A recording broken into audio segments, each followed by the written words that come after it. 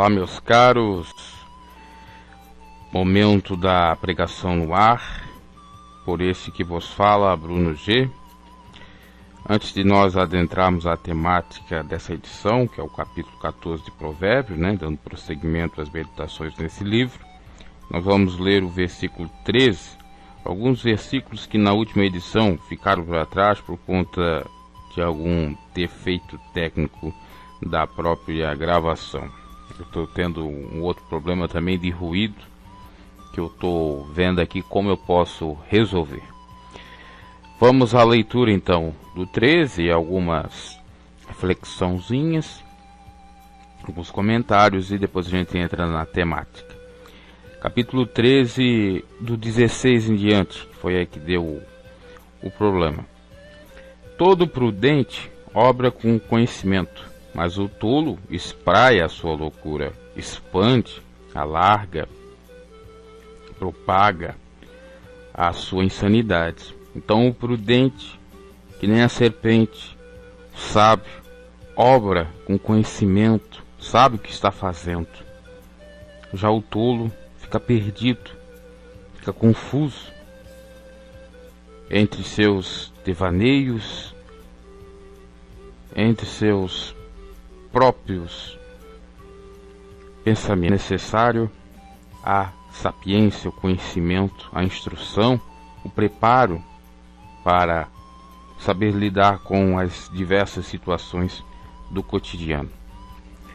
Versículo 17: o mau mensageiro cai no mal, mas o embaixador fiel é saúde, é saudável. O embaixador do reino de Deus, então, nem se fala, tem que ser saudável, Ele, sendo de Deus, tem que ser assim. Se não é de Deus, então ele não é assim. Ele é um mensageiro mau, que cai no mal. Eu já dei uma boa meditada na edição anterior a respeito desse versículo. Versículo 18: pobreza e afronta virão ao que rejeita a correção. Olha só, a consequência de quem rejeita a correção: pobreza, miséria e afronta, conflito, sofrimento, guerra, luta, estado de calamidade, confusão, atribulação, tudo isso. Tribulação. O sujeito vai ficar atribulado se ele não observar a correção que precisa mudar, atender ao puxão de orelha de alguém, seja principalmente de Deus. Mas o que guarda, o que aceita, o que acata o pedido de repreensão ou pedido para ser feito a retificação, acata a solicitação de retificação, esse será venerado, honrado, abençoado por Deus, bem como assim procedendo com relação às convenções humanas, aos relacionamentos humanos. O desejo que se cumpre deleita a alma, traz prazer, traz gosto ou gozo, traz alegria. Mas apartar-se do mal é abominação para os loucos. Os loucos acham terrível o sujeito servir a Deus. Acho loucura, como Paulo fala, que a mensagem da cruz para quem está na carne é loucura, mas para quem está com Deus sabe que não é. Versículo 20: anda com os sábios, será sábio, mas o companheiro dos tolos será afligido. Óbvio, Você que está com o sábio, mais sábio será. Você que está com o tolo, pior que o tolo será. Era uma das sentenças de minha avó. Versículo 21: mal perseguirá os pecadores, mas os justos serão galardoados com bem. É óbvio. O homem de bem deixa uma herança aos filhos de seus filhos, aos netos, mas a riqueza do pecador é depositada para o justo. A abundância de mantimento há na lavoura do pobre, mas alguns há que se consomem por falta de juízo. O que retém a sua vara aborrece seu filho, mas o que ama seu tempo o castiga. O sentido de vara aqui é correção. Aquele que guarda, que não dá uma chinelada quando necessária, já que o filho está sendo abusivo, está passando de todos os limites, não dá, entre aspas, um puxão de orelha, uma repreensão, esse está ensinando mal, não está dando modos para o filho ou para a filha. Aqui a Bíblia não está enfatizando a violência ou estimulando-a, mas sim a exortação, a repreensão, com equilíbrio, sem excesso, para que o filho, para que a filha cresça na graça e no conhecimento do Senhor, abençoado, e não venha ser um bandido, um criminoso, no mundo das drogas, da prostituição, etc. E às vezes é necessário exatamente o uso da vara, porque a criança testa até onde vai os seus limites com o pai. Se o pai não já tomar as rédeas e cortar o mal pela raiz, no futuro com certeza ele vai ter muitos dissabores. Sigmund Freud fala que dos 0 aos 6 ou aos 7 anos é o período de molde. E nesse período a criança aprende tudo e vai repetir no futuro na sua vida adulta. Então é muito importante a presença dos pais, que os pais não sejam omissos, para educá-los, para exortá-los, para dar limites, porque senão será tarde demais. Versículo 25: o justo come até aqui a sua alma fica satisfeita, e o justo se satisfaz. Mas o ventre dos ímpios terá necessidade, porque nunca ele vai se fartar, porque justamente ele não aceitou a vontade de Deus, que é praticar a justiça. Quem pratica a justiça é aquilo que Jesus disse: quem tem sede, vem a mim e beba, que eu sou a fonte da água da vida. E quem beber dessa água, de nenhuma maneira terá mais sede, estará farto. Quem bebe da santidade, da justiça de Deus, da doutrina do Senhor, ele não sente mais nenhum desejo, nenhuma falta, nenhuma necessidade. Está satisfeito, preenchido. Agora nós vamos à mensagem dessa edição, capítulo 14 de Provérbios, versículo 1. Toda mulher sábia edifica sua casa, mas a tola derruba com as suas mãos.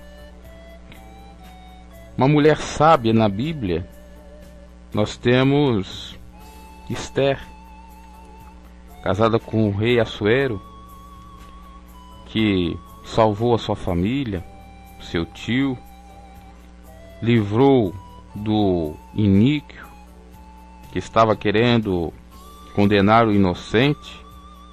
O nome dele era Amas, com H, ou Ramas, ou Hamas, ou Amas, depende da pronúncia aí. E queria condenar, portanto, Mardoqueu, mas a verdade veio à tona, e na mesma forca que ele preparava para Mardoqueu, ele foi morto.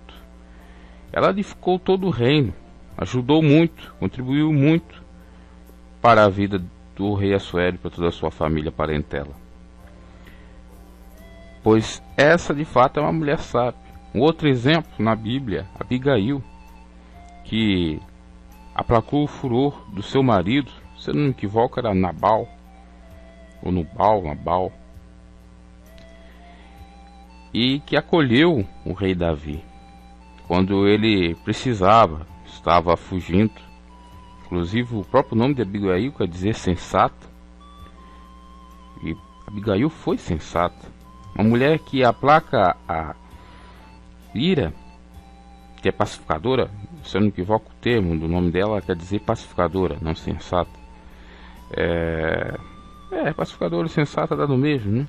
Do marido dela, Nabal, o significado era louco, desprovido de conhecimento, de sapiência.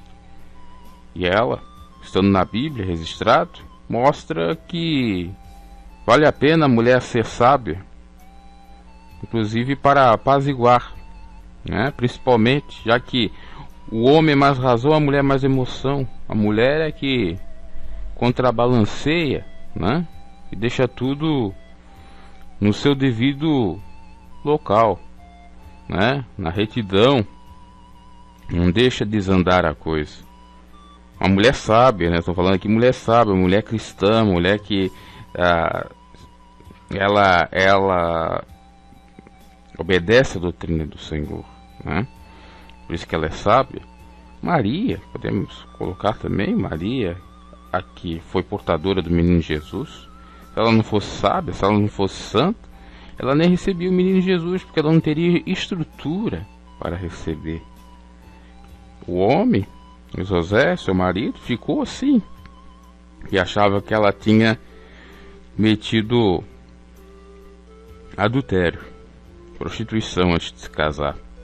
Mas não, era fruto do Espírito Santo. Deus encontrou nela algo de diferente. Ela foi agraciada, uma mulher sábia. Agora nós temos exemplos na Bíblia de mulheres loucas, insensatas, como a primeira mulher, a alma vivente, Eva, que influenciou e enganou o primeiro homem, Adão, né? Dando ouvindo a voz da serpente. Tinha um paraíso, perderam o paraíso por conta da sua insensatez. Consequentemente, dores, mortes, problemas e mais problemas advieram para eles. E nós herdamos isso por conta dos nossos pais ancestrais. Por isso, meus caros, nós, homens, temos que saber escolher bem a nossa parceira conjugal, né?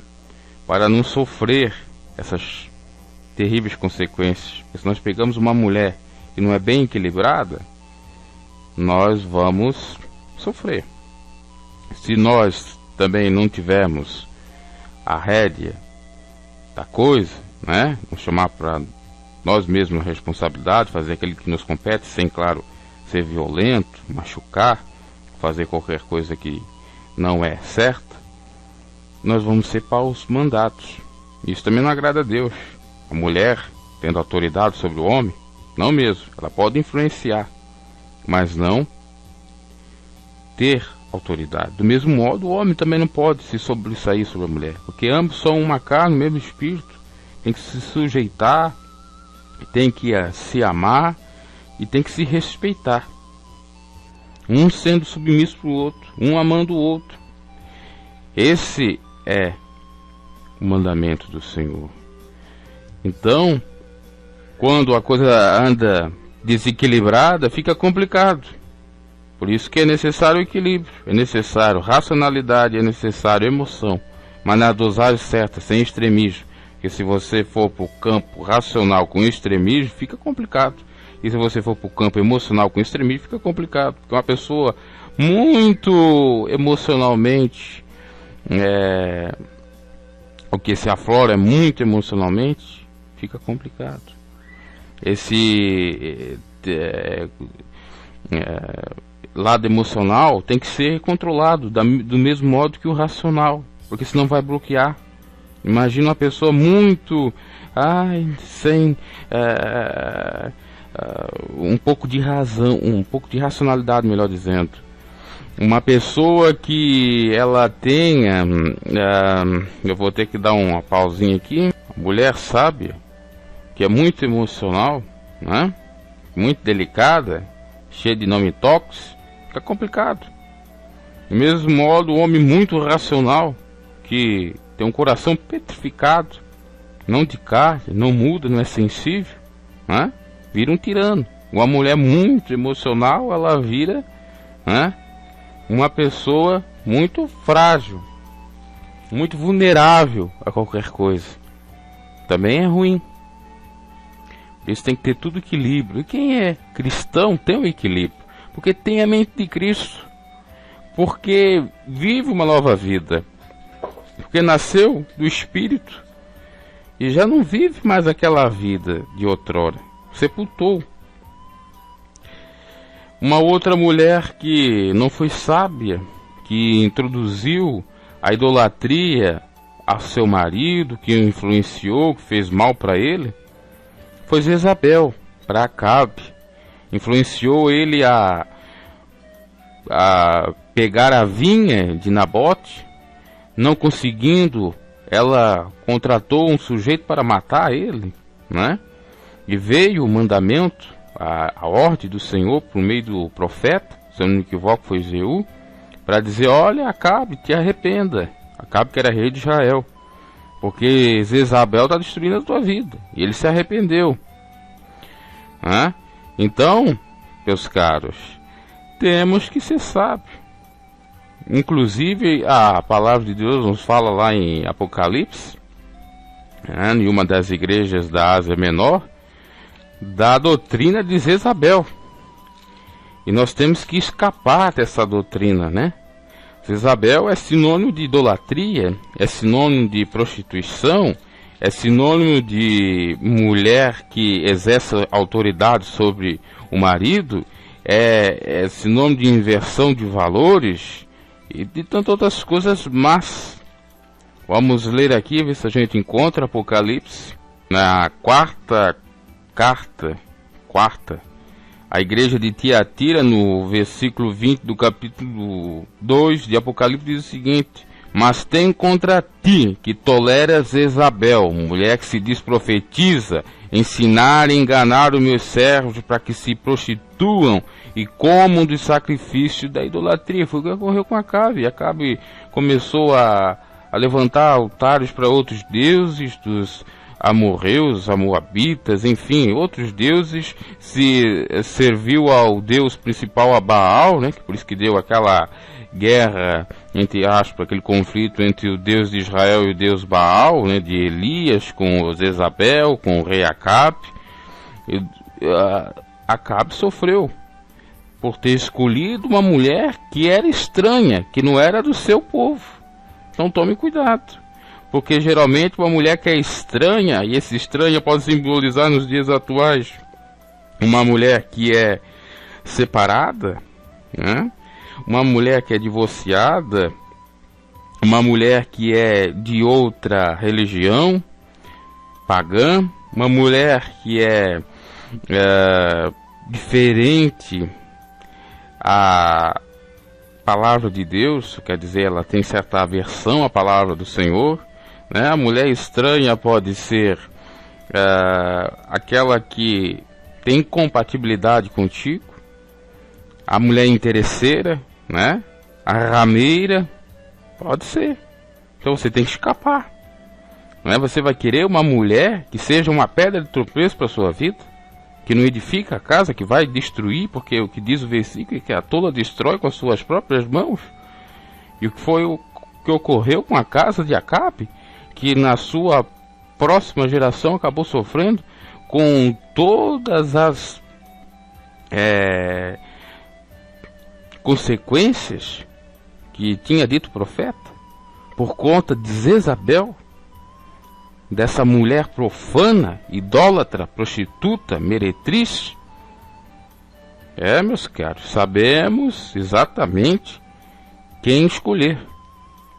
Também isso serve para a igreja do Senhor, que a igreja verdadeira, irrepreensível, é uma igreja sábia, é a noiva santa imaculada, é uma mulher sábia de Cristo Jesus. Não é uma mulher tola, não é as virgens imprudentes, insensatas, mas sim as sensatas. Pensamos nesse sentido. Não vamos tolerar a doutrina de Jezabel em nossas vidas, né? E a doutrina de Jezabel tem tanta coisa para nós pregarmos, né? A respeito de vaidade, a respeito de ornamento, enfeite por lado externo e não por dentro, né? A respeito de santidade no corpo, na alma e no espírito, que Jezabel impede, que ela é uma pedra de tropeço para a santidade. tantas outras coisas. Então pensamos nesse sentido. Inclusive Jezabel é uma mulher vingativa, é uma mulher que manda no homem, o homem não tem autoridade, os seus pensamentos, o seu interesse equivale, né? E quantos homens hoje em dia que estão distantes de Deus, que escolheram uma Jezabel porque ela é muito mais atraente, é mais linda, né? Ela inclusive, tem uma passagem que ela coloca pintura para seduzir o profeta Ezeú, e cai, morre, os cachorros a comem conforme veio a profecia. Como estava falando, hoje em dia, quantos homens caem na armadilha dessa mulher que tem a tipografia, né, de Jezabel. É o tipo de Jezabel, é a representação de Jezabel. Mulher interesseira, mulher que seduz para depois dar o golpe da barriga, né? O golpe do baú, e por aí vai. Quando ela, principalmente quando ela sabe que o sujeito tem dinheiro, né? Ou quando ela quer se vingar de alguma maneira daquela pessoa. Enfim, essas mulheres perversas, Jezabéis, estão aí, dentro e fora do sistema religioso. Tomamos muito cuidado com esse espírito imundo de Jezabel, que é perverso, que nos distancia de Deus e por conseguinte da paz, do amor, da felicidade, da tranquilidade. Uma mulher que fica maquinando o mal, querendo mal do próximo, achando que a razão dela é que vale. Enfim, meu Deus, que o Pai que está nos céus nos livre disso, nos deu discernimento, né? Como existe. Então a mulher sábia, mulher de Deus, temente ao Senhor, que foi encontrada por um homem de Deus, temente ao Senhor, ela edifica a casa, ela chega para somar, para adicionar na vida do varão. Assim como um varão temente a Deus chega para adicionar, para somar na vida da varoa. Homens tementes a Deus, homens, né, macho, fêmea, mulheres, seres humanos, são uma bênção. Por mais que erram, que pecam, porque nós não somos super-heróis, não somos perfeitos totalmente, temos as nossas falhas, nossas debilidades, mas quando somos tementes, nós pedimos perdão, nos reconciliamos com Deus e Ele nos ajuda. Olha que vem dizer no versículo 2: o que anda na sua sinceridade teme ao Senhor. Claro, uma mulher sábia, ela teme ao Senhor, ela reverencia-o, ela considera o marido como seu senhor, entre aspas, aqui na terra, não para espancá-la ou escravizá-la, mas sim como ao Senhor. Se ela não considera o Senhor como um ditador, como um tirano, como um torturador, né? Como um homem ruim, né? E sim como uma pessoa boa, que diga de respeito, porque só faz coisas maravilhosas, assim ela considera o seu marido, que por conseguinte, sendo temente ao Senhor, vai também dever respeito à sua mulher, assim como Cristo tem respeito à sua esposa, que é a igreja, que somos nós. Então o que anda na sua sinceridade teme ao Senhor, mas o que desvia de seu caminho despreza. Claro, quem desvia da sinceridade, da transparência, de ser o mais reto possível, despreza o Senhor. E quem rejeita o Senhor tem terríveis consequências, meus caros. Tudo que o homem semear, ele vai colher. Na boca do tolo está a vara da soberba, mas os lábios do sábio preservá-lo-ão. Olha que interessante. Na boca do tolo está a vara da soberba, né?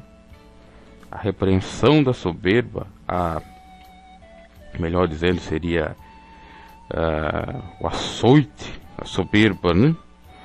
Quando o sujeito acha que é o dono da verdade, ele fica açoitando os outros, como se a culpa fosse dos outros, como o problema fosse só os outros, ele não tivesse culpa alguma, estivesse impune de tudo, não fosse com ele o problema, né? A boca do tolo é essa.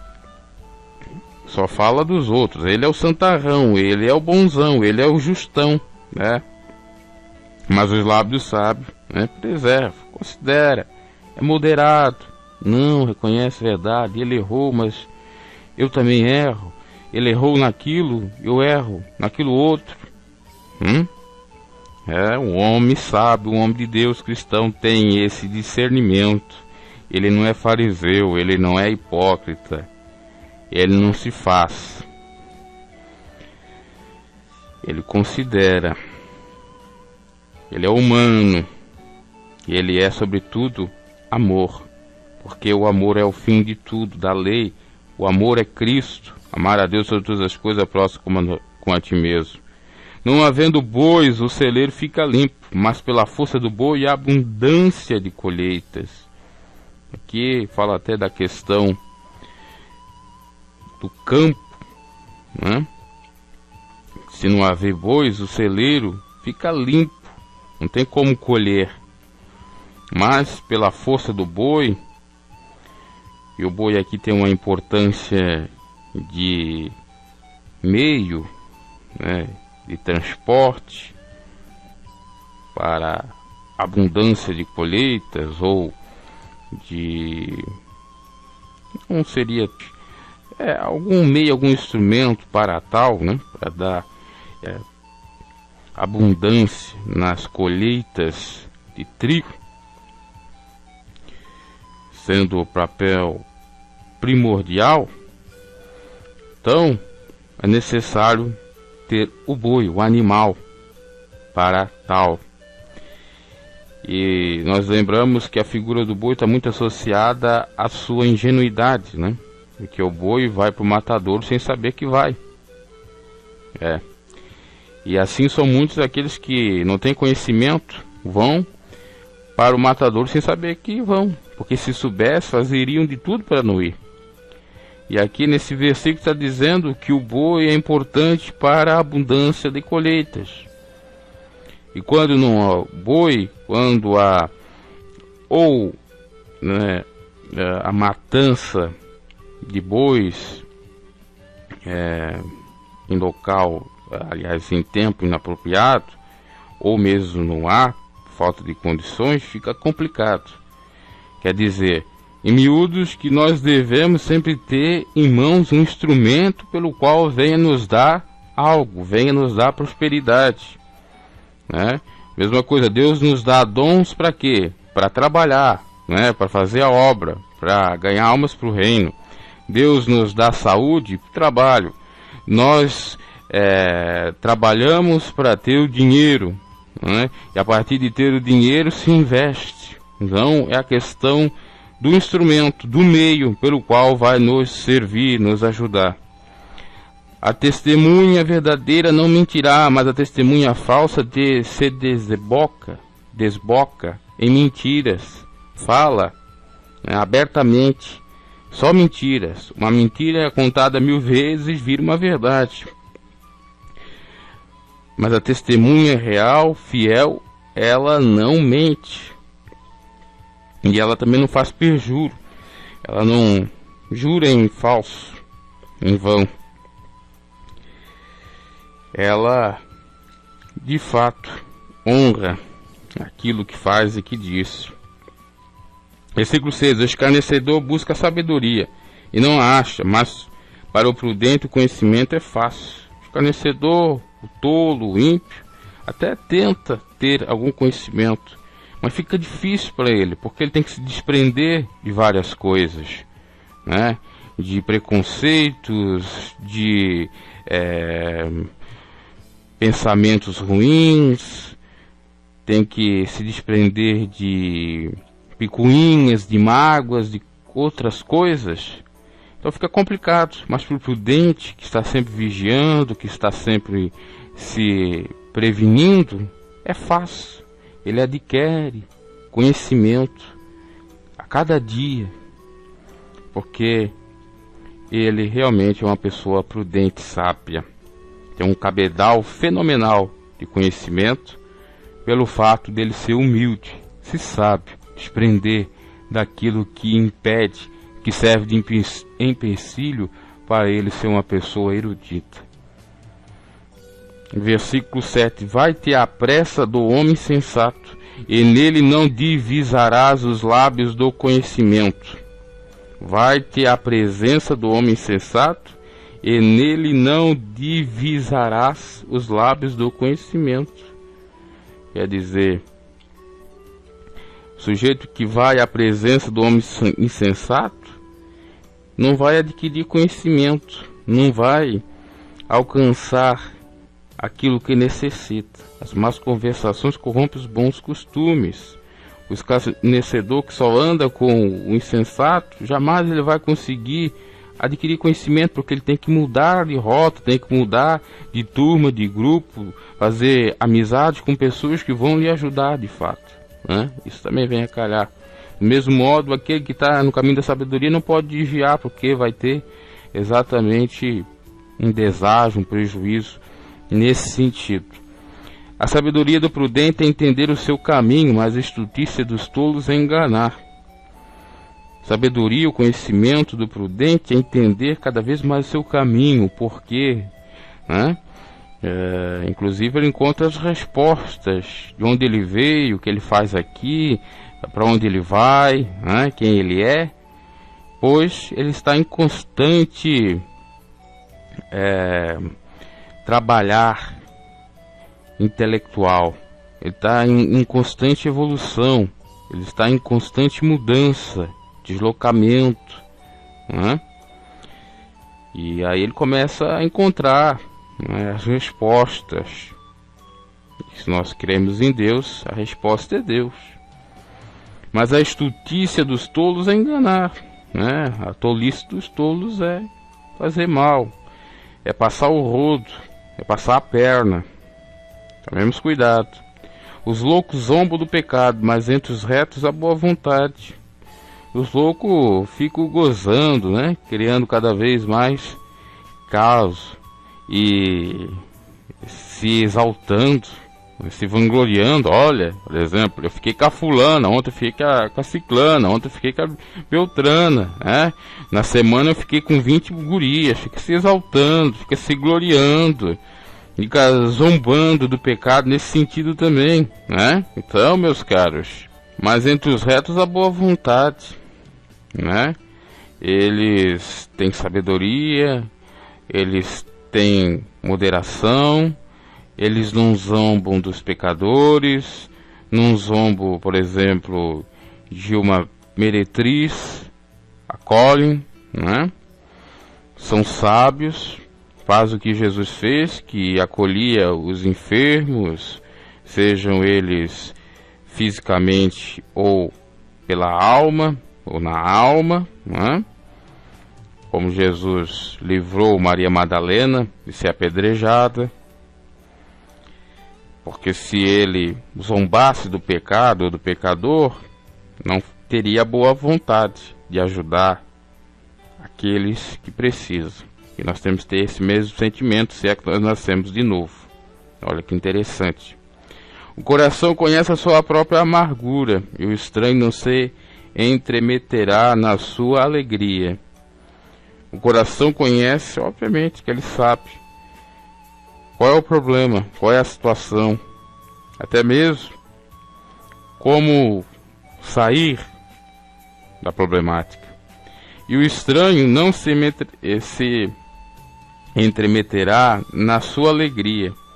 Se o coração alegre, o coração não impede.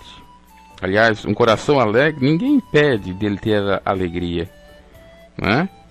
Porque ele é um coração sábio, uma mente alegre, né? É uma mente sábia, que tem a mente de Cristo, e nada pode pedir essa alegria, essa paz, porque operando Deus, quem impedirá? Até nesse sentido, de nós sermos felizes, de nós fazermos o bem, nos alegrar, de nós adorar a Deus, nos agradecer pelo fôlego de vida, pelas bênçãos recebidas. Em tudo isso, nada pode nos impedir de assim proceder. Como o apóstolo Paulo mesmo disse, nem a espada, nem a sofrimento, nem a aflição, nada nos impedirá de termos a presença de Deus e, por conseguinte, a paz, o gozo, a alegria, coisas boas. A casa dos ímpios se desfará, mas a tenda dos retos florescerá. Isso é óbvio.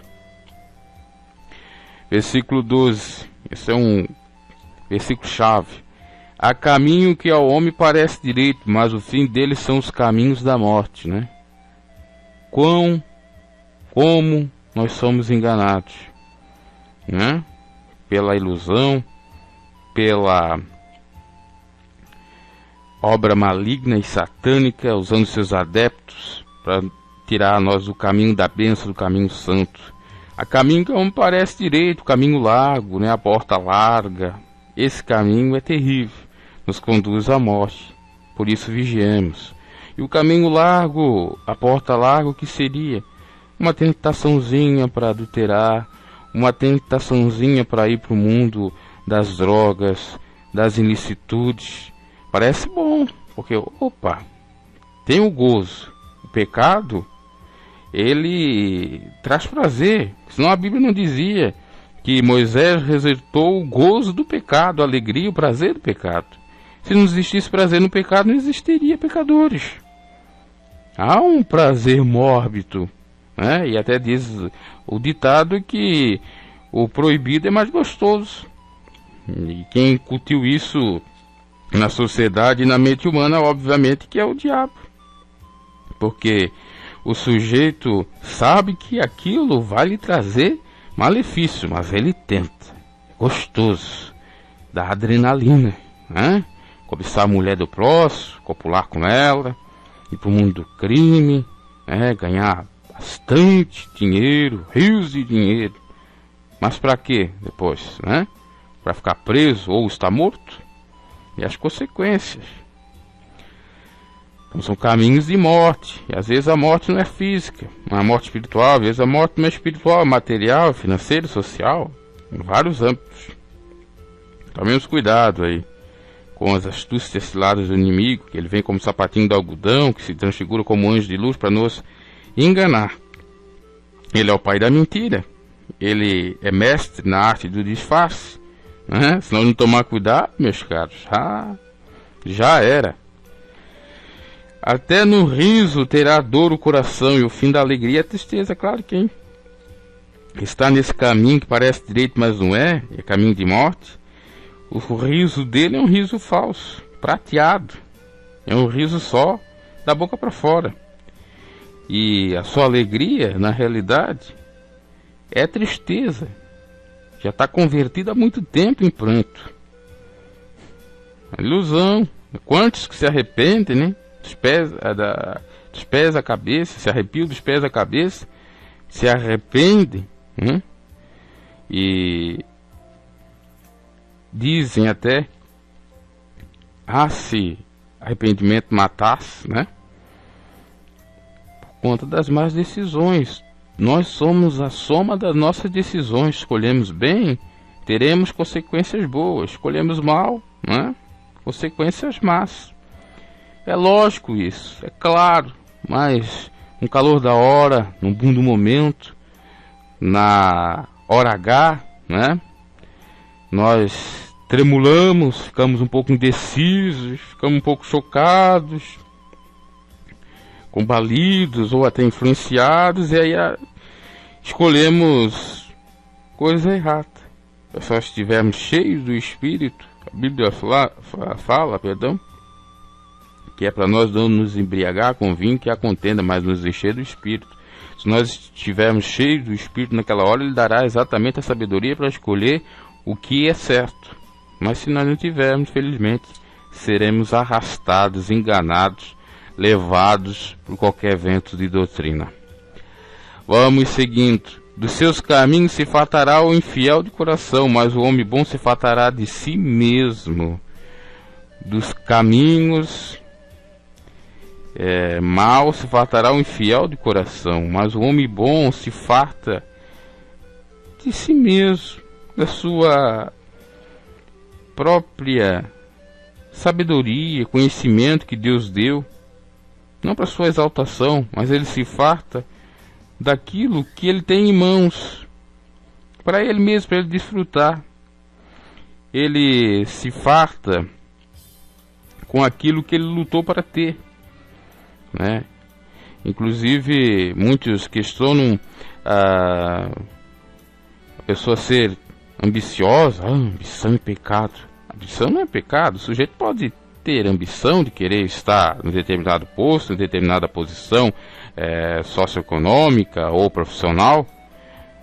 E para isso se esforça, não tem nenhum problema. Eu querer ou eu sonhar em ser um médico.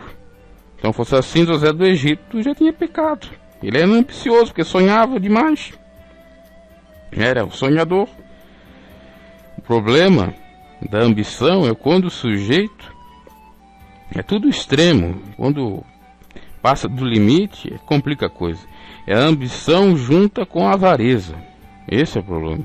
O amor ao dinheiro. Uma ambição para ter uma vida melhor e saber viver, não tem problema algum. Então é isso que o versículo está querendo falar. Porque o homem bom, ele sabe dosar tudo, ele sabe ser equilibrado, ele se farta, até mesmo com pouco, ele se sacia. O fiel, né, vai para vários caminhos, se farta vários caminhos, ainda não está bom.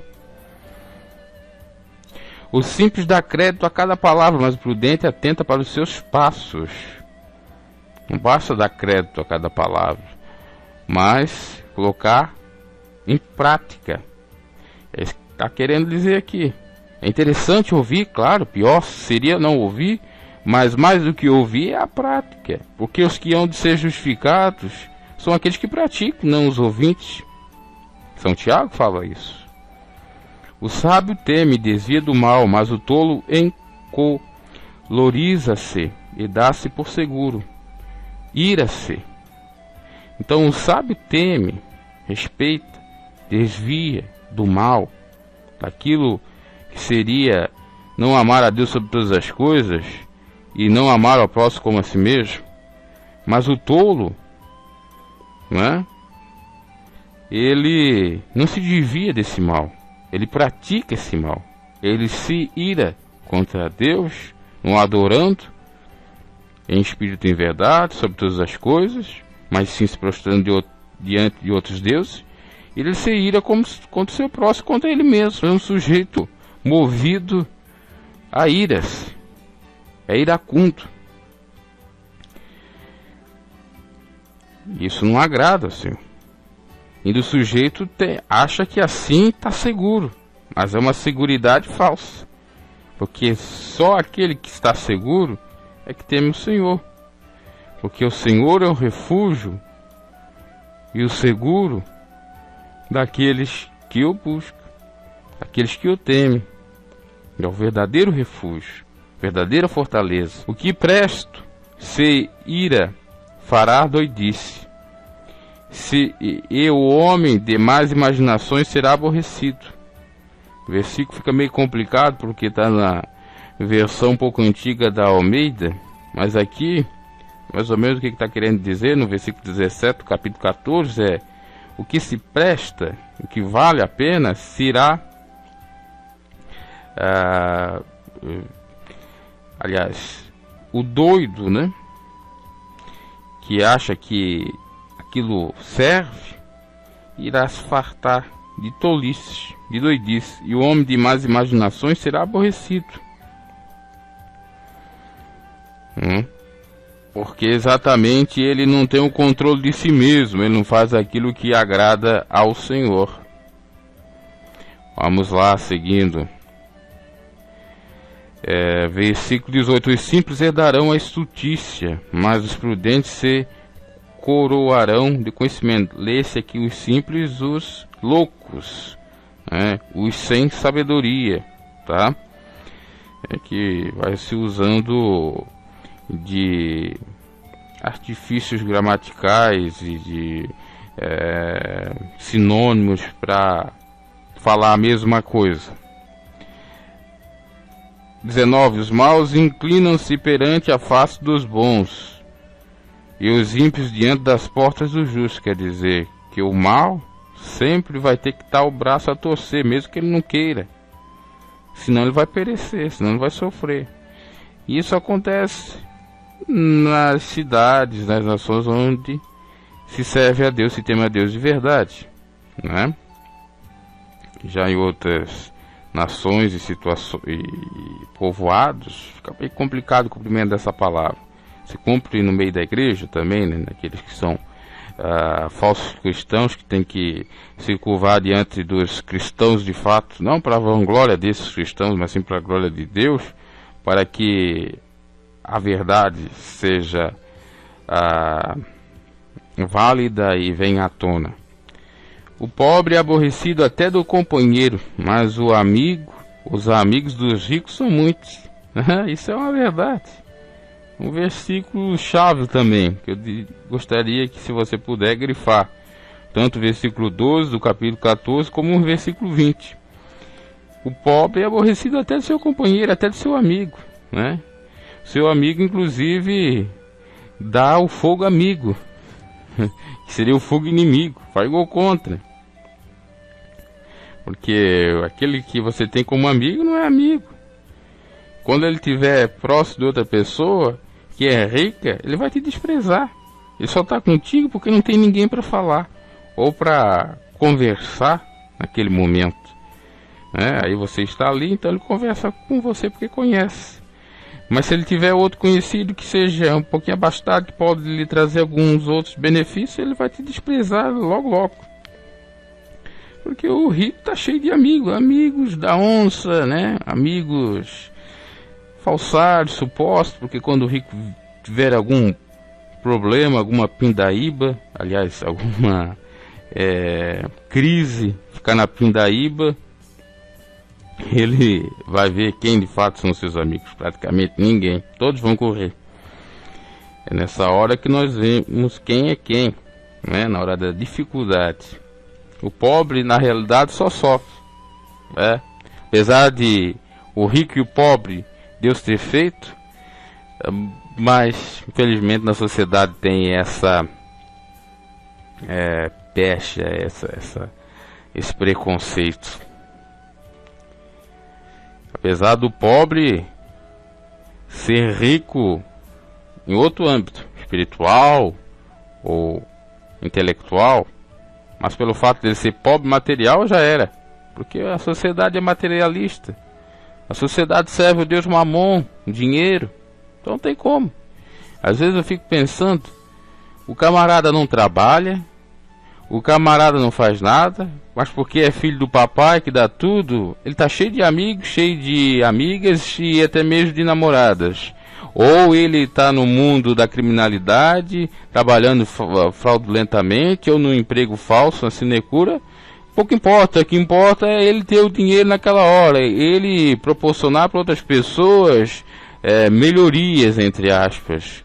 E como o sujeito, mesmo trabalhando certinho, né, tendo um salário, não tem condições para proporcionar isso, é desprezado. É tudo por conta do maledito dinheiro, que na realidade não é maledito. Quem fez ele maledito foi o próprio homem, que tem o seu coração voltado para ele, que ama esse dinheiro, esse papel, e não serve para nada, né? E que inclusive se usa o nome de Deus para obter exatamente ele. Aliás, se nós for analisar bem, né, quando muitos estão aí pregando Deus, Deus, Deus, está falando do Deus dinheiro e não necessariamente do Deus Jeová, porque o que fala, o que prega do Evangelho segundo Jesus é totalmente diferente do que eles pregam, porque eles falam do Evangelho e já pedem dinheiro. Jesus não fazia isso. Isso aí são os mercenários, são os que não têm compromisso com o Evangelho, com a palavra do Senhor.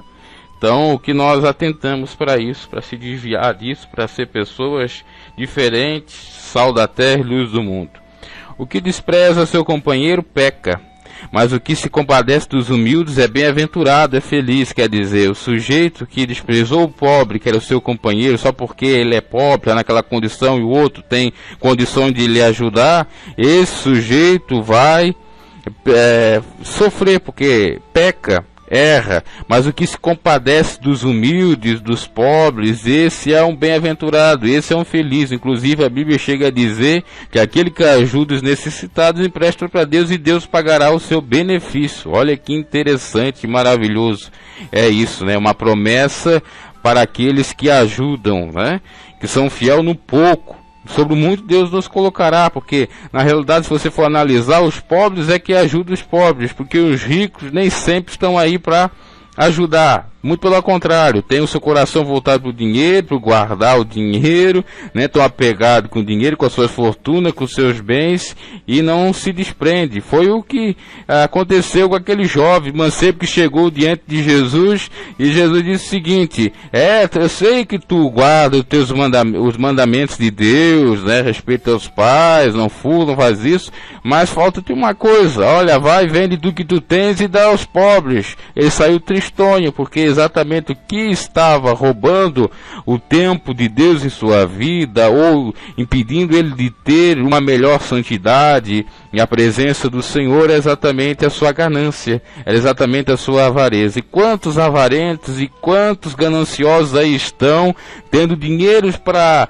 acabar inclusive com a fome mundial, para acabar com a pobreza mundial, mas não, eles estocam, eles guardam, eles furtam, eles surrupeiam, só para eles. A ganância está grande, meus caros, e por isso é que o mundo não vai para frente por conta desses gananciosos, que são o mal aí na sociedade, o câncer, porque esses sujeitos são capazes de tudo, de matar, roubar. E eu estou falando de gente bacana, de gente da elite, da nata, os criminosos de colarinho branco, né? Políticos, grandes empresários e por aí vai.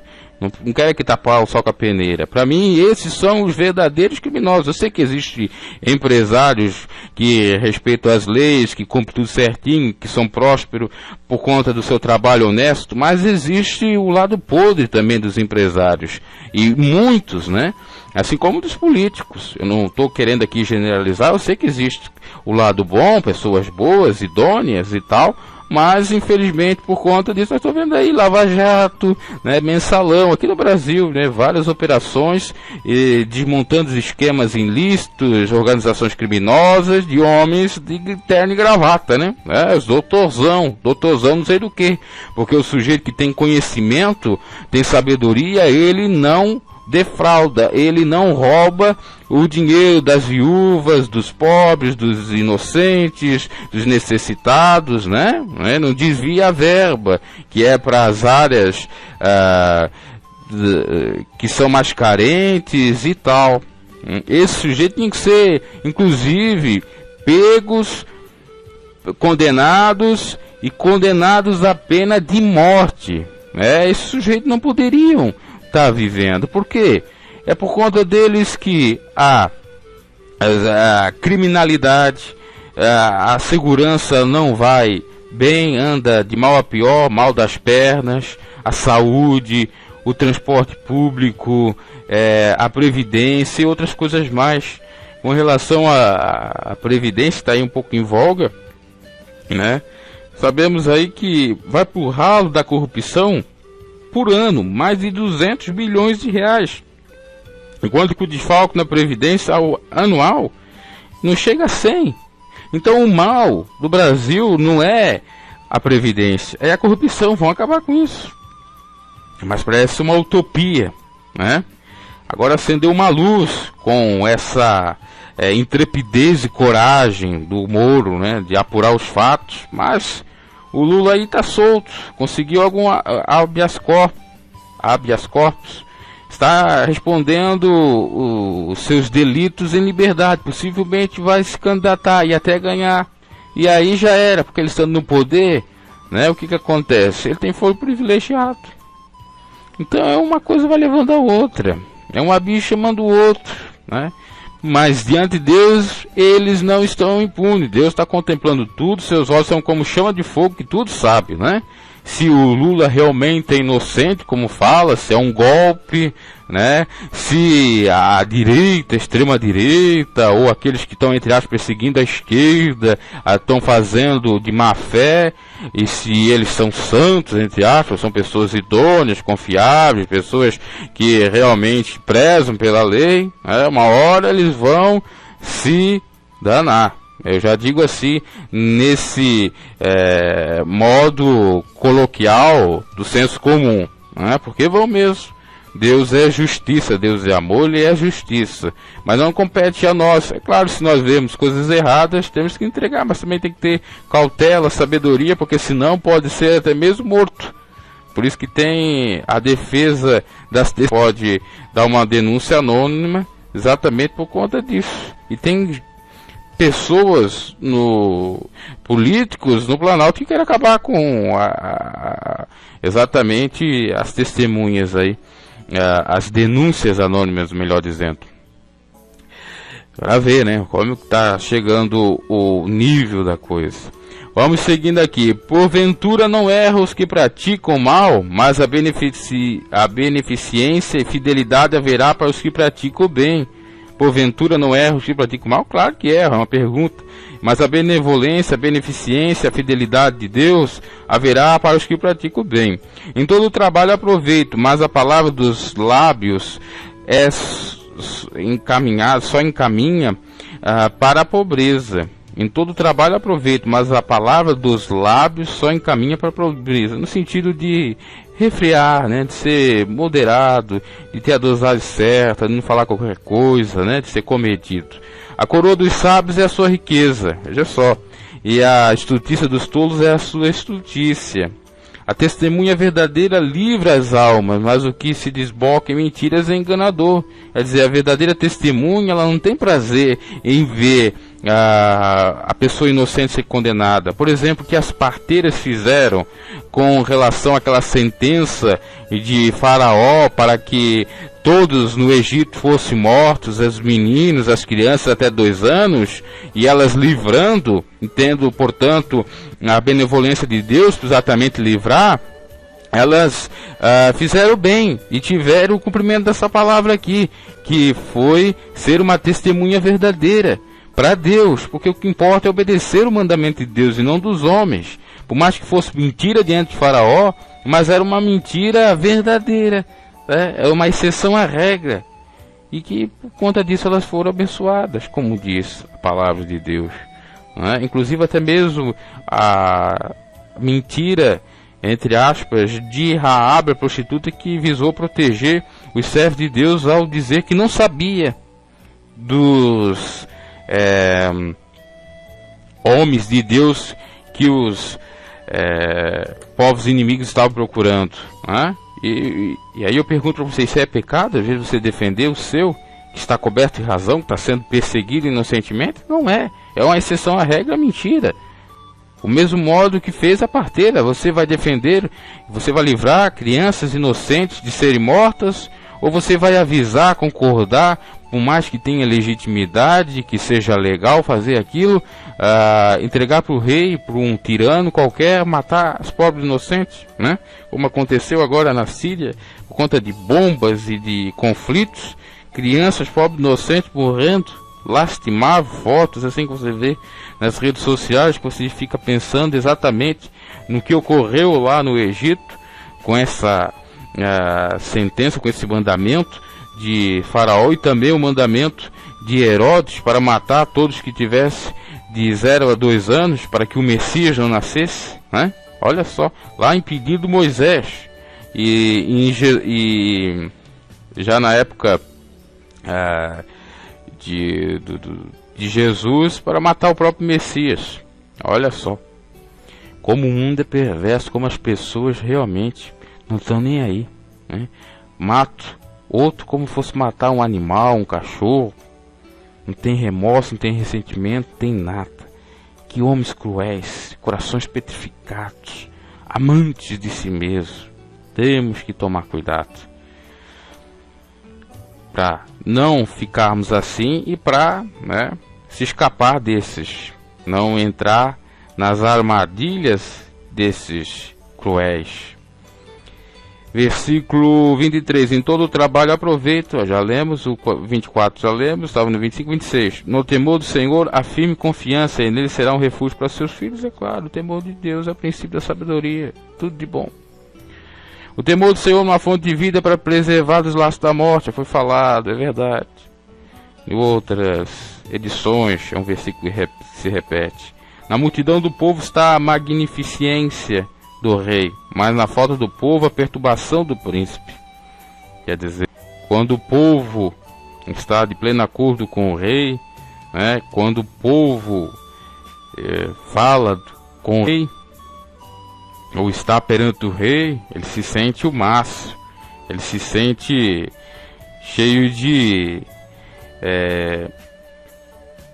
eu vou dizer até basófia, um pouco de excelsitude e tal, mas na falta do povo a perturbação do príncipe. Quando o povo se ausenta, ele fica aborrecido, pensando, será que eu não fiz coisa ruim, coisa má, né? Assim é o que acontece hoje em dia, né?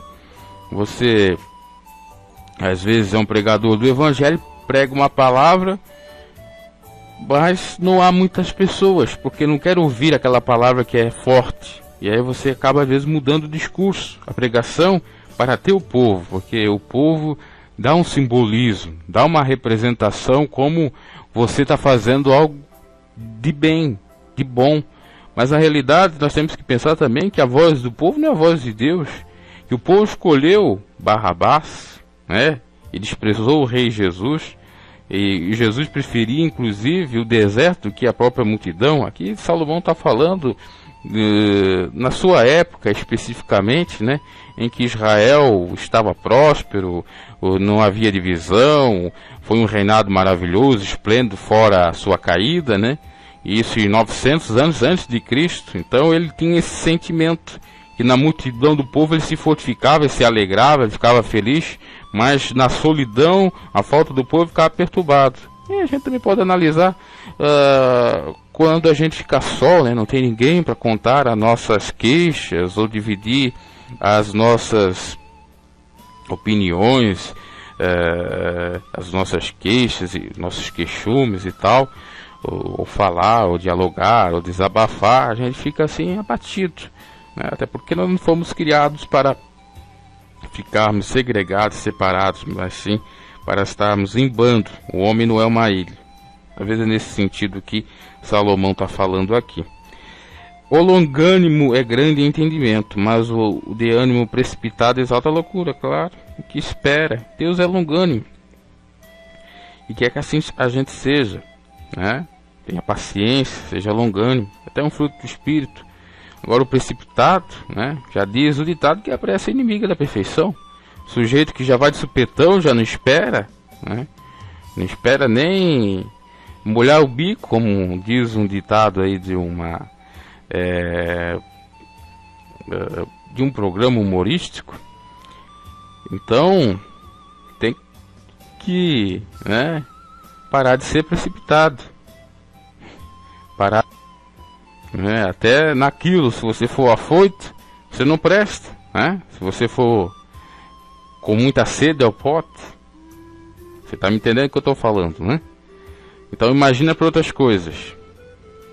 E a Bíblia diz claramente, Jesus falando, os últimos serão os primeiros serão os últimos. Exatamente por conta do quê? Da pressa. Se não tivermos consciência para andar de modo mais tranquilo, devagar, realmente vamos ter algumas complicações. E aqui diz que é louco o que se apressa, e o sábio que tem entendimento é o que exatamente mais lento, entre aspas, né? E tem aquela pecha, aquela marca, olha que cara lento, parece uma tartaruga, não vai para frente, ui, mas esse é o mais precavido. Diz o Lobão, o cantor, que mais vale viver 10 mil anos, aliás, 10 anos a 1000 do que 1000 anos a 10. Para ele o que vale é a adrenalina, a intensidade, a corrida. Mas se nós olharmos para o outro lado, o que vale mesmo é viver mais. Claro que viver com intensidade, com qualidade, desse de intensidade e qualidade. Então o que seria perfeito é a qualidade e a quantidade. Tendo só uma ou outra não adianta. E quem é precipitado está sujeito a ter só um pouquinho de nada quantidade, aliás qualidade, um tiquinho de nada. O que vale é ter a quantidade por um longo período. O coração com saúde é a vida da carne, mas a inveja é a podridão dos ossos. Grife esse versículo também, o 30. Coração com saúde, saudável, é a vida da carne, né? Inclusive a alegria produz saúde. Um coração saudável, ele não se preocupa com coisas ruins, não se prende a pensamentos negativos, não faz o mal, não maquina o mal. Coração saudável, ele busca as coisas santas, estão lá no alto, pensa naquilo que é de boa fama, se há virtude, se há louvor, pensa só em coisas boas, para ter uma vida mais zen. Inclusive faz exercício físico, cuida do seu corpo, que é templo do Espírito Santo. Se nós não cuidar do templo do Espírito Santo que nós somos, o próprio Deus destruirá. Por isso que é necessário nós termos zelo, nós cuidarmos, fazer o asseio, a limpeza, bonitinho, certinho. Então o coração saudável é a vida da carne, é óbvio. Mas a inveja é a podridão dos ossos. O sujeito que tem um coração saudável, ele não vai invejar o outro, porque ele sabe que com seu próprio esforço ele pode alcançar aquilo que ele deseja. Mas aquele que não tem um coração saudável, uma mente sã, ele vai invejar, ele vai ficar iracundo, ocupando a sua cabeça com aquela inveja da vida alheia e consequentemente não cuidando da vida dele e não tocando o barco, não trabalhando para ter. Depois vem as aflições, as queixas, os arrependimentos, e aí pode ser tarde demais. Então a inveja é que nem a podridão dos ossos. Como eu já falei aqui de osso, quando ele fica podre, o mau cheiro que ele exala, né? Então veja só, a inveja é aquele mau cheiro, aquela coisa fétida, terrível, nauseabunda, asquerosa. É isso que Salomão está querendo dizer, que a inveja. O que é inveja? O que o termo inveja quer dizer? Malgouro? Desgosto? É isso mesmo. Desejo, pode ser desejo violento de possuir o bem alheio. Pode ser desgosto ou pesar pelo bem ou pela felicidade de outrem. Inveja, como diz o ditado, mata. O olho gordo mata. Eu diria que a inveja no campo teórico não mata, não faz nada. O problema é a inveja quando se externa, quando se vai para a prática. E tudo que passa pelo consciente, tudo que se faz passa pelo consciente, obviamente, né? Mas se nós tivermos o controle, até termos um pouquinho de inveja, ciúme, mas controlarmos, refutarmos com a palavra de Deus, não é o problema. Pensar em inveja ou ter inveja só no campo do pensamento, mas sem a execução, porque eu posso ter inveja de uma casa simplesmente só. Agora, eu posso, por conta da inveja, assaltar aquela casa, destruir, atear fogo naquela casa. Ou, se eu não gosto da pessoa, tenho inveja do que ela tem, eu posso enganar. Isso seria o pior. Você pode deixar o passarinho voar sobre a sua cabeça, mas não ele fazer o seu ninho. É nesse sentido. Mas de fato, como diz o ditado aqui de Salomão, a inveja é a podridão dos ossos. É aquele mau cheiro terrível. O que oprime ao pobre insulta aquele que o criou. Olha só, grife esse versículo aí, 31. O que oprime ao pobre insulta, é contra aquele que o criou. Quem o criou? Deus. Está fazendo para Deus. Por isso que Jesus disse que eu estive nu e não me vestiram. Eu estive passando fome e não me deram o que comer. Eu estive passando sede, não me deram o que beber. Eu estive passando várias privações e pedindo algo para me suprir e não me deram. Eu quis hospitalidade e não me deram. E os discípulos indagaram: Mestre, mas quando nós te vimos? Quando qualquer um dos meus pequeninos chegou próximo de você e pediu um copo d'água, pediu uma comida, uma veste, e vós não deis, não deram. E é o que vem a calhar aqui, ó. Quem oprime o pobre insulta aquele que criou.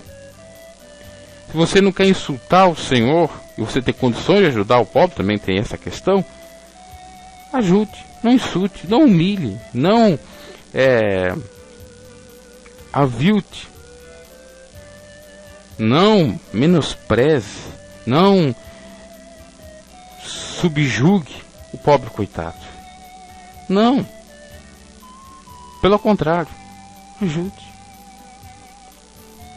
Se você pode ajudar com uma palavra amiga, ajude. Se o que você pode ajudar é livrando ele da humilhação, defendendo, faça. Que coisa mais horrível é o sujeito, além de passar todo o perrengue que se passa, ainda ser zombado, ser açoitado pela zombaria dos hereges, dos pseudos crentes, cristãos, melhor dizendo. É terrível. A cidade, eu via quando era pequeno algumas cenas que me deixavam assim bem para baixo, lamentando profundamente. Eu não concordava com aquilo. Existia um mendigo que tinha um apelido de Lagoa, e ele bebia muito. Só que ele ficava no canto dele, ele não puxava briga com os outros. Ele dormia nas praças, nas igrejas, cemitério, em vários lugares. E eu ficava pensando, eu era pequeno, puxa vida, não tem ninguém para ajudar esse sujeito. Eu não posso, mas se eu pudesse eu ajudava a tirar ele dali, a colocar para uma casa de recuperação. Principalmente as igrejas, a igreja católica que é predominante e é grande aqui na cidade, né? Nada faziam. E o pior não era o não fazer, era o indicar. Rapazes pequenos, filhinhos de papai, playboyzinhos, indicando, insultando o pobre coitado, que já estava naquele sofrimento, porque ele estava naquela vida, porque alguma coisa o fez ele estar naquela vida, se decepcionou com algo. E se fosse perguntar para ele se ele queria estar naquele jeito, ele não queria. Esse jeito, ele ficava renegado, ficava abatido, porque já estava sofrendo mesmo, né? Com o vício do álcool e com outras coisas mais, sem ter nada. E esse jeito, não sei que educação com o pai deu pro filho, não sei. Ainda ia para a igreja católica, enfim, católica, evangélica, o que importa é a Bíblia Sagrada. Fica essa briguinha de evangélico católico, isso aí é obra do capeta. Inclusive o ecumenismo é obra do capeta. Porque nós temos que se unir em prol da Bíblia, não de instituição, e praticar a caridade quando podemos. Se não podemos, pelo menos ficar calado, com a boca quieta. Não fazer mal, não insultar, não zombar. Até que o pobre coitado acabou morrendo. E aquilo me deixava profundamente abatido. E eu ficava pensando, sujeito, às vezes até a professora falava, instruía para não fazer isso, o cara ouvia aquilo 10, 20 minutos antes, 10, 20 minutos depois estava fazendo. Sem falar que tinha professoras que nem dava bola também, que riam. Acho isso muito lamentável. Falta de senso de humanidade e de amor para com o próximo. E tinha um outro chamado Djalma, que só pedia R$1. Nem sei se ele faleceu, está vivo. Faz tempo que eu não vejo ele, é pequeno. Aquele eles ainda davam o dinheiro, né, para ele. Era um pouco deficiente. Mas teve um sujeito que acabou abusando dele sexualmente. Um taxista, pessoa conhecida aí. Eu fico da cidade, da turma. Eu fico pensando, como é que pode, né? Isso aqui são casos aqui isolados, um ou outro, já faz algum tempo. E isso é o que mais acontece aí nas grandes cidades, nas metrópoles. Aqueles índios que foram incinerados vivos por 3, 4, 5 playboyzinhos, filhinho de papai. Não é um absurdo isso? Não é uma falta de humanidade? E principalmente de educação dos pais, porque são filhinhos de papai, com certeza são filhos de pais e mães omissos, que só dão dinheiro pro filho, videogame, riqueza, eles usufruem do bom e do melhor e pronto. Então nem aí, o pai anda lá na sua vidinha de diplomata, vidinha de promíscuo, a mãe com as suas vaidades, e o filho fica aí, a Deus dará, fazendo as coisas dessas. Claro que existe pais que educam, e mesmo assim o filho não aprende. Eu já diria que isso é falta de caráter. Um sujeito desse, que queima aquele índio, Cautério, já não me lembro mais o nome, vivo, foi em Brasília, se não me equivoco, em Goiás, acho que foi em Brasília. Esse merece ser queimado vivo também, olho por olho, dente por dente. Ah não, direitos humanos o escambau. Para esses caras, direitos humanos o escambau. Mas a Bíblia, Deus tratou Caim diferente. Mas ele foi ter consequências. Teve uma marca, foi viver como vagabundo errante. E ali tinha uma outra questão em voga, que era a perpetuação da espécie, a proliferação, a procriação dos seres humanos, porque ainda era pouco na cidade. E o que foi o mandamento do Senhor? Procriai, sujeitai a terra e procriai, e multiplicai-vos. Então, para cumprir aquele mandamento, ele teve que deixar Caim, que vinha da geração que ele criou. Agora, não que ele concordasse. Tanto é que mais tarde veio ali do olho por olho, dente por dente. Não resolveu. Mas não resolveu no sentido de não impediu que eles viessem pecar com outros pecados, principalmente se prostrando diante de outros deuses. Mas valia, tinha um certo temor. Em Cristo nós não vemos isso, mas também não vemos nada contra isso, não vemos Cristo defendendo um bandido. Nós vemos 2 bandidos no lado da cruz, não se arrependendo, entrando no paraíso, mas cumpriu a sua consequência, foi morto, foi crucificado. Nós não vemos Jesus pedindo para as autoridades tirar ele daquela crucificação. Vai pensar nesse sentido também, porque é muito fácil a gente falar de direitos humanos e falar para os bandidos, a favor dos bandidos, quando é lá com terceiros, com outros familiares, com outros povos, com outras nações, no outro estado, com outra família. Agora eu quero ver quando acontece conosco. Se é um dos nossos parentes que é incinerado, queimado vivo, carbonizado, queria ver se nós íamos ter esse mesmo pensamento de direitos humanos. Estou falando aqui de extremismo. E os direitos humanos é o extremismo. Tem que ter os direitos humanos, eu concordo, mas não do jeito que está aí. Que dá mais privilégio para o bandido do que para o cidadão de bem. Vamos seguindo. Mas o que compadece do necessitado, honra-o. Quer dizer, honra o Criador. Aquele que se compadece do necessitado, honra a Deus. Faz o que Deus quer, amar o próximo quanto mesmo.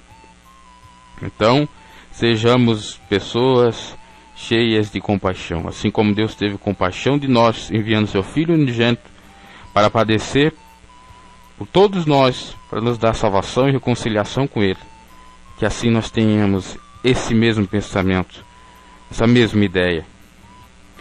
Pela sua malícia será lançado fora o ímpio. 32. Mas o justo até na sua morte tem esperança. Olha, a esperança não morre para o justo na sua morte. Não é o ditado que diz? A esperança é a última que morre. Até na sua morte tem esperança. Claro que tem esperança. Vida eterna. Gozo. Amor. Talvez aqui o ditado quer dizer exatamente esse, né? Se baseia nesse, que a esperança é a última que morre, porque até na morte o justo tem esperança, né? E aqui dá a entender que a esperança nem morte não tem, né? Que até na morte se tem esperança. E nós temos esperança. Passar dessa vida para outra, aceitamos Jesus, nós vamos para os céus. Nós não passaremos pela morte eterna, né? Separação total de Deus. Podemos se separar do homem, da sociedade, das coisas dessa vida, materiais, mas com Deus nós estaremos lá reinando. Por quê? O viver é Cristo e morrer é o quê? Ganho, é salvo. Aleluia. No coração do prudente repousa a sabedoria, mas o que há no interior dos tolos se conhece. Isso é fácil, né? Isso é fácil quando você lê a Bíblia, claro. Isso é claro, é o que eu queria dizer. Pelos frutos se conhece as árvores, né? Se a árvore é boa, você conhece pelos frutos. Se ela é má, você conhece também pelo fruto. Você sabe quando uma pessoa é inteligente, como uma pessoa não é. Quando a pessoa é de Deus, como não é. Porque Deus dá o discernimento para nós de tudo. Basta nós estarmos em constante ligação com Ele por intermédio de oração e da leitura da palavra, que são os dois meios clássicos que nos santificam e passam a nos garantir alguns privilégios com Deus. 34. A justiça exalta as nações, mas o pecado é o opróbrio, a vergonha dos povos. Claro, né? Uma nação que é justa, uma nação cujo Deus é o Senhor, ela é justa e ela é cada vez mais nobre, mais enaltecida, mais exultada, mais glorificada, né? Por isso que a nação de Israel ficou conhecida como tal, né? Como uma cidade santa, como uma nação santa, eleita, exatamente porque durante muitos anos teve o Criador. E aqueles que temeram o Criador foram justos e exaltados de Israel. E Deus ainda tem estima e carinho por Israel, porque foi seu povo escolhido, desde Abraão, Isaac e Jacó. Mas quando se melhor dizendo, se transmeteram torpezas, prevaricaram, eles perderam a exaltação dessa nação, o status de nação de Deus, né? E passou a acontecer o quê? Salvação para os gentios que outrora nem eram considerados como pessoas legítimas da bênção do Deus hebreu, o Deus de Israel. E agora virou o cativeiro.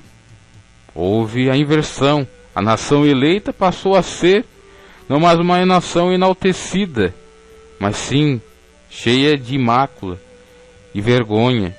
E as nações que não eram eleitas passaram a ser. Claro que isso tem um simbolismo espiritualmente, né? Eu estou falando no âmbito literal mesmo, né? Físico, por exemplo. O que é Israel agora? Boa parte de Israel nem aceita Jesus como Messias, que segue o judaísmo. Em Jerusalém está o berço das três principais religiões abraâmicas: o islamismo, o judaísmo e o cristianismo. Apesar de, como eu já disse, a grande maioria não ter aceitado Jesus, ainda tem uma pequena gama que aceita Cristo. Mas um judeu ortodoxo, ele dificilmente aceita. Assim como um católico, né? Dificilmente aceita a Bíblia como ela é, né? Nua e crua, a verdade bíblica, fora do contexto da instituição apostólica, católica apostólica romana. Do mesmo modo também um protestante. E isso tem que se alterar, né? Porque a verdade é Cristo, não é a instituição e não é a igreja. Então veja só, a justiça exalta as nações. A nação eleita de Israel era exaltada. Agora quem são exaltados são outras nações. Nações do Brasil, inclusive, né? Por ser um país bastante crente em Deus, crente entre aspas, né? Cristão e tal. Mas é a terra de leite e mel, hein? E o versículo 35: o rei tem seu contentamento no servo prudente, mas sobre o que procede indignamente cairá o seu furor. Claro, o patrão confia, gosta de empregado que cumpre com o horário, que seja honesto, prudente, que faz tudo direitinho na sua empresa, que o reverencie, né? Já um trabalhador relapso não é bem quisto e é passível de ser demitido logo, tão cedo. Então, meus caros, aprendemos aí com os provérbios de Salomão, nesse capítulo 14, tantos ensinamentos, né? Muitas coisas que eu falei aqui, né? Até nem é necessário falar, é um truísmo, são obviedades esses ditados, que a gente já lendo já é praticamente autoexplicativo. E falei para enfatizar, né? Para você ver como você pode aprender e colocar na prática, né? Principalmente esses ensinamentos para ter uma vida melhor em todos os âmbitos da vossa vida. Meus caros, essa foi mais uma pregação, mais uma meditação do livro de Provérbios, capítulo 14. Na próxima edição abordaremos o capítulo 15. Até mais, ouvintes.